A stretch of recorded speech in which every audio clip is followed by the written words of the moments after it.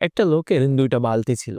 কিন্তু তার ভেতর একটা বালতি একটু ফাঁকা ছিল। তাই পানি আনার সময় প্রায় ওই বালতির পানি অনেকটাই পড়ে যেত। প্রতিদিন সকালবেলায় ঝর্ণা থেকে ওই ২ টা বালতি দিয়ে ওই ব্যক্তি পানি নিয়ে আসতো তার ফ্যামিলির জন্য।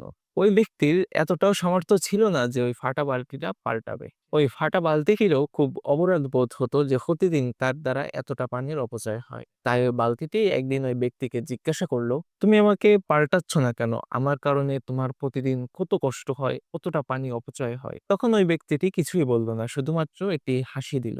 চুপচাপ সে বালতিটিকে নিয়ে ওই ঝর্ণা থেকে পানি এনে তার বাড়ি পর্যন্ত আসার যে পথ, সেই পথে নিয়ে গেল এবং ওই বালতিটিকে দেখালো যে, "দেখো, পথের এক সাইডে খুব সুন্দর ফুলের গাছ, কিন্তু অন্য সাইডে কিছুই নেই।" তখন বালতিটা তো এটা দেখে খুবই অবাক হলো। তখন লোকটি ওই বালতিটিকে বলল যে, "আমি জানি আমি তোমাকে পাল্টে ফেলতে পারবো না। কারণ আমার সেই সামর্থ্য নেই। তবে আমি এইটা জানি যে আমার এই দুর্বলতাকে আমি কিভাবে সঠিক ব্যবহার করতে পারি। তাই প্রতিদিন তোমাকে যে সাইডে করে নিয়ে যাই এবং যেখান থেকে পানি পড়তে থাকে আমি ওই সাইডে কিছু বীজ বুনে দিয়েছি। ওই বীজগুলো আমার পরিচর্যা বা যত্ন করার তেমন কোনো প্রয়োজন পড়তেছে না। কারণ প্রতিদিন আমি যখন তোমাকে নিয়ে এখান থেকে পানি নিয়ে যাই তখন প্রত্যেকদিন পানির ফোঁটাগুলা ওই গাছের উপর পড়তেছে। প্রতিদিনই এই চারা গাছগুলোতে এমনিতেই পানি দেওয়া হয়ে যায়।" এই গল্পটি থেকে আসলে আমরা কি শিক্ষা পাই? দেখুন, আমার আপনারও এমন কোনো ত্রুটি আছে যা হয়তো আমরা সংশোধন করতে পারবো না। যেমন কারো চেহারা হয়তো একটু কালো হতে পারে, কেউ উচ্চতায় একটু খাটো হতে পারে, কারো কথা বলার ধরন ভিন্ন হতে পারে, ইত্যাদি, ইত্যাদি। তবে আমরা চাইলেই কিন্তু একটু বুদ্ধিমত্তার সাথে সেটার সঠিক ব্যবহার করতে পারি।